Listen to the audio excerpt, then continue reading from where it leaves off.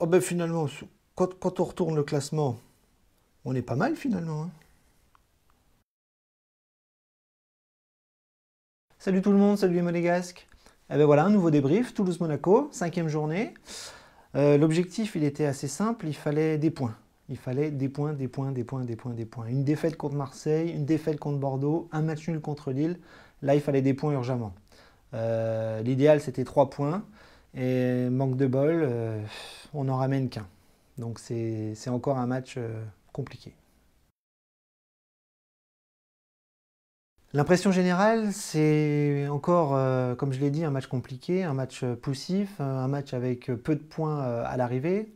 Et du coup, globalement, ben, on ne peut pas être satisfait. On ne peut pas être satisfait du résultat, on ne peut pas être satisfait du contenu, même si on verra qu'il y a eu quelques petites améliorations. Mais malgré le contexte, je pense qu'on ne pouvait pas espérer mieux. Mais voilà, les lacunes sont toujours là, les difficultés sont toujours là. On a du mal un petit peu dans tous les secteurs du jeu. Et globalement, c'est un match qui ne peut pas satisfaire les supporters, qui ne peut pas satisfaire les joueurs, qui ne peut pas satisfaire les dirigeants, même si dans les déclarations, on s'aperçoit que Léo Jardim a l'air assez content de ce qu'il a vu. Globalement, on ne peut pas trop se satisfaire de ce point, de ce match nul, de la prestation, malgré une équipe toulousaine qui était quand même pas mal en forme avant le coup d'envoi. Pour cette cinquième journée, Monaco allait à Toulouse avec un groupe assez amoindri. Voilà, le gros problème en ce moment, au-delà des performances sur le terrain, c'est les absences, c'est l'infirmerie. C'est un groupe extrêmement réduit, avec quand même pour absence Golovin, Jovetic, Rony Lopez, Pellegrini, Subasic, Goebbels, Pierre Gabriel et à la dernière seconde, Falcao, victime d'une gastro-entérite qui pour moi, à mon avis, est plutôt un problème de décalage horaire avec son match contre la Colombie où Falcao n'était absolument pas prêt à jouer. Mais bon, on nous a dit que c'était une gastro-entérite. Et du coup, on se retrouvait avec le même système de jeu, un 4-2-3-1 concocté par Jardim, avec du coup Benaglio dans les buts, à gauche Heinrich, à droite Sidibé, Jemerson et Glick dans l'axe, milieu de terrain Aïd Benasser associé à Oulou avec Tillmans un petit peu plus haut, sur le côté droit Diop, à gauche l'entrée de Chadli et devant le jeune Silla qui était à la pointe de l'attaque. Pour la première mi-temps, on a vu un Monaco, comme d'habitude, complètement à la ramasse, c'est-à-dire que très très peu présent dans le pressing, très très peu présent dans l'impact, avec des Toulousains qui ont commencé à presser, presser, presser, presser, et des Monégasques qui reculaient, qui avaient beaucoup de mal à ressortir le ballon. Et du coup, on s'est retrouvé voilà, avec tout le début de la première mi-temps en grande difficulté. À la fin de la première mi-temps, Monaco a essayé de repousser un petit peu, a essayé de reprendre un peu le ballon avec des demi-tentatives d'offensive, des demi-tentatives d'occasion, mais concrètement, très peu de tirs cadrés, très peu d'actions dangereuses. Moi, je me rappelle d'une occasion extrêmement franche, mais là, pour le coup, c'était pour les Toulousains. Je crois que c'était à la 8e minute. Gradel qui donne à Dosevi, qui frappe avec un super arrêt de Benaglio au point de pénalty. Et sinon, nous, rien de concret, hein, pas de frappe dangereuse, pas d'action dangereuse, pas de tir cadré, enfin vraiment première mi-temps extrêmement laborieuse. En deuxième mi-temps, comme contre Marseille, ça va beaucoup mieux, c'est-à-dire que Monaco revient avec un petit peu plus d'enthousiasme et un pressing vraiment plus élevé.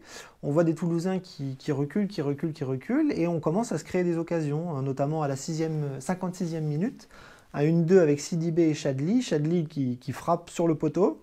On ne sait pas trop s'il a voulu centrer ou tirer, en tout cas c'est une très très belle occasion. On a le pressing qui se concrétise par cette frappe. Et juste derrière, je crois que c'est à la 57e minute, on a une frappe de Tillmans, pied gauche, sous la barre, qui frappe, qui rentre derrière la ligne et qui est accepté par l'arbitre. Donc ça va beaucoup mieux. Et la deuxième mi-temps, on voit quand même des Monégasques qui poussent. Et puis vers la fin de la deuxième mi-temps, on a commencé à reculer encore une fois. On recule et là on se dit qu'indéniablement, voilà, une occasion toulousaine va faire mouche et c'est ce qui se passe. C'était à la 79e minute, l'égalisation d'Iseka, voilà, qui après une petite bafouille de Glick, qui perd le ballon, qui revient dans les pieds face à Benaglio, voilà, le Toulousain qui égalise et on se dit finalement on n'est pas surpris. Et donc le score final 1-1 malgré un pressing trop peu présent. Alors, au niveau des statistiques, hein, on va faire rapide, hein, c'est juste pour vous dire que voilà, Monaco n'a encore pas la possession de balle, hein, 54% pour Toulouse, 46% pour Monaco. Et au niveau des tirs cadrés aussi, voilà, 6 tirs cadrés pour Toulouse contre 2 contre Monaco. Donc voilà, on s'aperçoit que c'est encore bien compliqué de se créer des occasions. C'est très compliqué d'avoir le ballon, c'est très compliqué de faire le jeu. Donc voilà, ça c'est des stats les plus marquantes. Après, on s'aperçoit qu'il y a eu beaucoup de fautes dans le match, pas mal d'arrêts de Benaglio, voilà, sur des occasions, qu'elles soient franches ou moins franches. Donc globalement, voilà, encore un match assez pauvre dans sa globalité. Benaglio, je lui ai mis 6. J'ai trouvé qu'il a fait quand même un très bon match. Il fait un très bon début de saison. Il a eu pas mal d'arrêts à faire encore hier.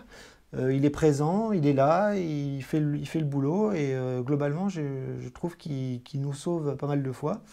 Donc voilà, une note correcte pour un match correct. Malgré le but qu'il prend à la fin, il ne peut pas faire grand-chose au face-à-face avec le joueur toulousain.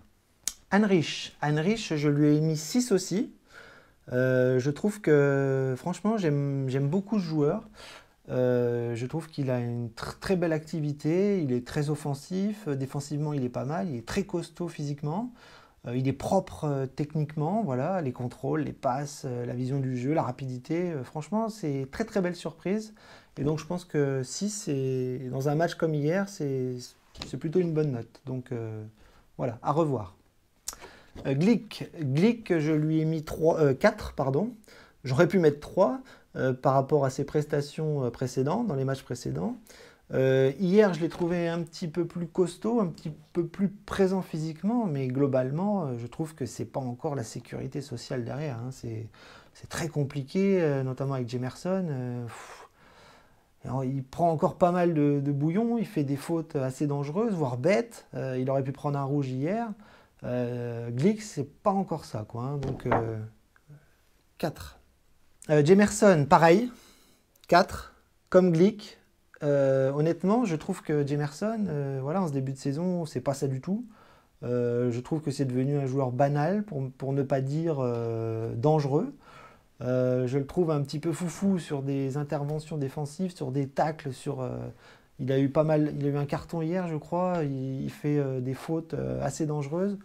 Je ne sais pas ce qu'il a, ce garçon, mais en ce moment, je le trouve un petit peu à côté de la plaque, un peu comme avec Glick. Voilà, globalement, la défense centrale, ça va pas. Et 4, voilà, c'est parce que je suis gentil, hein. Sidibé, je lui ai mis 5. C'est un retour pour Sidibé, donc c'est pas évident. Je ne pense pas qu'il soit à 100%. En tout cas, ça fait plaisir de le revoir. Un match où on a quand même besoin pas mal d'impact physique hier. Il est plutôt présent, il est présent sur les offensives, défensivement, voilà, il essaye d'être fort sur l'homme, d'être costaud. Donc voilà, c'est un profil dont on a besoin. Donc hier, il n'est pas excellent, je ne l'ai pas trouvé nul non plus, donc je lui mets la moyenne, 5. Et je pense qu'il va falloir qu'il monte en puissance et qu'il continue comme ça, parce que je pense qu'il est sur la bonne voie. Et hier, voilà, on s'aperçoit qu'on a besoin d'un joueur comme Sidibé sur le côté droit. Aoulou, je vais être un peu méchant, mais j'ai mis 3. J'ai mis 3 parce que j'ai trouvé sa prestation hier pas bonne, mais pas bonne du tout. Ce qui m'inquiète, c'est que physiquement, il est costaud, il est présent, mais je le trouve extrêmement maladroit. Je trouve que j'ai l'impression qu'il a qu'un pied gauche, qu'il n'a pas de pied droit, des passes ratées, des tacles ratés, la vision du jeu absolument zéro. Hier, il m'a fait peur. C'est-à-dire que je le trouvais un peu meilleur dans les matchs d'avant, donc peut-être que je me suis planté. Mais hier, je l'ai trouvé extrêmement faible. Pour moi, c'est le gros point noir du match hier. Voilà, tout ce qu'il faisait, c'était raté. Donc soit il n'est pas en confiance, soit il est nul, mais il y a un moment donné, il va falloir vite le voir monter en puissance, ce garçon. Donc 3. Aïd Benasser, j'ai mis la moyenne, j'ai mis 5. Je trouve qu'il est quand même intéressant comme joueur, il est assez propre techniquement, il est assez présent et assez fort physiquement. Je pense que c'est un joli profil. Après, il n'est pas exceptionnel, il n'est pas, c'est pas un grand milieu de terrain. Mais en tout cas, je pense qu'il apporte un peu plus qu'Aoulou.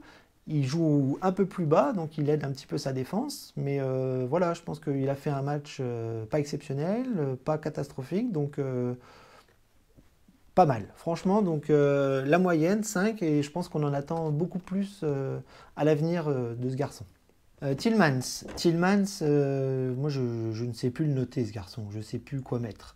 Donc je ne savais pas si je devais mettre une mauvaise note ou une bonne note, parce qu'il fait des jolies choses, il fait des choses moins bonnes. Des fois on le voit, des fois on le voit plus. Donc j'ai mis 5 parce que voilà, il a marqué. Ça fait, voilà, il marque des buts en ce moment. Mais j'ai un peu de mal à le situer sur le terrain. J'ai l'impression que trop ça va pas, trop bas ça va pas. Sur le côté droit ou le côté gauche, voilà, souvent on l'a vu un petit peu absent l'année dernière. Là, des fois il a des petites fulgurances et puis des fois il fait une connerie. Donc je mets 5 voilà, pour son but, quoi. Mais j'aimerais qu'il progresse encore. Chadli, c'était son premier match avec les couleurs de l'AS Monaco et on n'en attend pas beaucoup en ce moment, hein. Je pense que physiquement il n'est pas prêt, techniquement il n'est pas prêt, tactiquement il n'est pas prêt non plus parce qu'il a besoin de découvrir ses coéquipiers, il a besoin de découvrir le jeu que demande Jardim.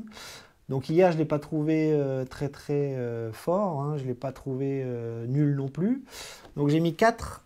J'ai mis 4 parce que voilà, la prestation n'est pas flamboyante. Mais bon, on voit que voilà, techniquement, il est quand même assez propre. Voilà, des contrôles, la vision du jeu. Je pense que voilà, il va progresser, ça va aller un peu mieux. Mais là, pour l'instant, on sent qu'il n'est pas prêt, quoi. Il est pas prêt à tous les niveaux, quoi. Donc voilà, à revoir. Il va falloir qu'il joue, il va falloir qu'il s'intègre, qu'il s'adapte à tout ça. Et je pense que ça ira mieux par l'avenir. Mais hier, voilà, à part sa frappe sur le poteau, j'ai pas vu grand-chose. Alors le petit Diop, je lui ai mis 5. J'ai mis 5 parce que je pense que son poste n'est pas du tout sur l'aile droite. Moi, je l'ai vu dans l'axe en début de saison, je l'ai trouvé très bon. Là, par la force des choses, il s'est retrouvé sur le côté droit et c'est pas un ailier. Techniquement, il est très très beau à voir. Voilà, balle au pied, il est très très bon, mais voilà, physiquement, il se fait bouger par les attaquants et les défenseurs de Ligue 1. C'est normal, il est encore jeune, il y a encore beaucoup beaucoup de travail à faire avec lui. Donc je mets 5 parce que voilà, hier il a fait des jolies choses quand même. Il a essayé, il a essayé, il a essayé, il a essayé. Il a appliqué les consignes du coach et voilà, il a fait des conneries, il a essayé de bien faire aussi. Donc voilà, match moyen. Mais je pense qu'il faut pas le mettre sur l'aile droite, quoi. C'est pas son poste. Je pense, hein. Alors, le petit Sylla, ben, le petit Sylla, c'est pas évident, hein. Voilà, isolé à la pointe de l'attaque, un peu comme Falcao, un peu comme Pellegrini. Je pense que dans ce système-là, on aura toujours des attaquants un peu invisibles. Et un attaquant invisible, forcément, quand il ne marque pas, c'est encore pire. Donc j'ai mis 4. J'ai mis 4 parce qu'il y a eu une belle activité, c'est-à-dire qu'il va très vite, il court beaucoup. Il s'est quand même pas mal battu pour l'équipe, mais voilà, je l'ai trouvé très très peu décisif. Voilà, un avant-centre, il a besoin de marquer, il n'a pas marqué, il a besoin de se créer des occasions, de frapper au but, de faire peur aux gardiens et aux défenses adverses. Là, ça n'a pas été le cas, c'est-à-dire qu'il s'est un petit peu sacrifié pour l'équipe. Et le problème, c'est qu'au final, on n'en retient pas grand-chose, quoi. C'est-à-dire que, voilà, moi, je me souviens d'une frappe un peu molle sur le gardien, des ballons, notamment en fin de match ratés, bon, sur des passes qui n'étaient pas terribles, mais voilà, un match un peu compliqué pour Sylla, donc voilà. Donc 4. Alors, je ne vais pas noter Adama Traoré et Endoram parce qu'ils sont rentrés un petit peu tard dans le match. Et donc, je ne vais pas les noter parce qu'on ne les a pas trop vus, quoi, hein. On a vu des petites erreurs de la part de Traoré, tout ça, mais bon, je vais pas le noter. Par contre, je vais noter Grand Cyr, qu'on a un petit peu plus vu sur pas mal d'occasions en fin de match. Et j'ai pas aimé sa rentrée à Grand Cyr. C'est-à-dire que des dribbles sur le côté, éliminer son défenseur, ça il sait faire. Mais alors dans le dernier geste, c'est compliqué, quoi. Ça me rappelle un peu Alan Saint-Maximin quand il vous driblait 4-5 joueurs et puis qu'au final il vous faisait une passe de merde. Donc j'ai mis 3. J'ai mis 3 parce que voilà, son entrée n'a pas été décisive. Et honnêtement, sur la dernière balle, sur la dernière offensive monégasque, il doit servir Scylla sur un plateau, ou frapper lui-même et essayer de marquer, ou la mettre dans les pieds à Scylla. Là, il rate son dernier geste, sa dernière passe, ça part en 6 mètres, et nous, voilà, on rate le hold-up, quoi. Donc, j'ai pas aimé ça rentrer. Alors, mon coup de cœur dans un match comme ça, bah, c'est pas évident parce que le résultat n'est pas satisfaisant, la prestation est globalement pas très satisfaisante. Mais mon coup de cœur, ça reste Heinrich, je l'ai dit tout à l'heure. J'aime beaucoup ce profil, j'aime beaucoup ce joueur, j'aime beaucoup son activité, j'aime beaucoup sa qualité technique. Je pense que c'est un joueur super intelligent et je pense que sa polyvalence est vraiment excellente pour notre groupe.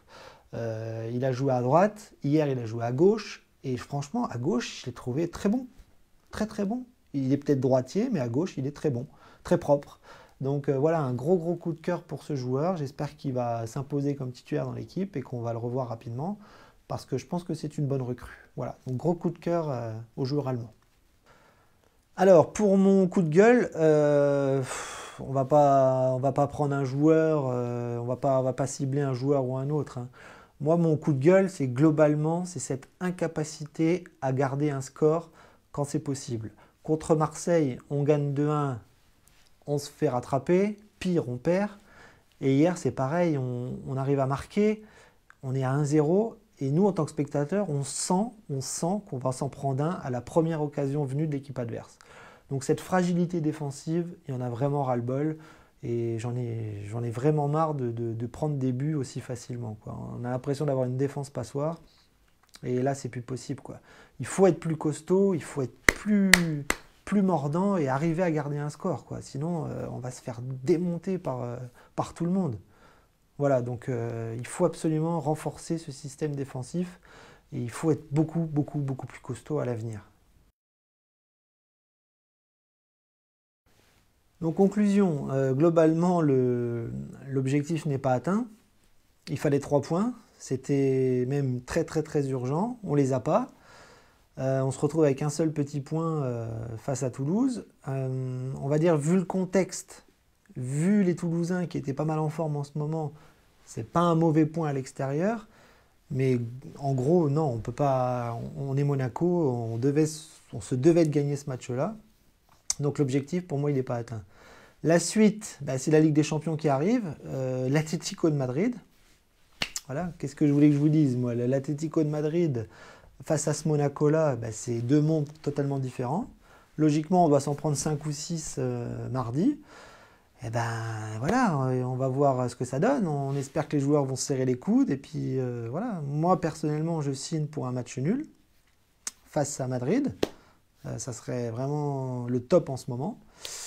Mais on verra bien. On verra bien ce qui va se passer.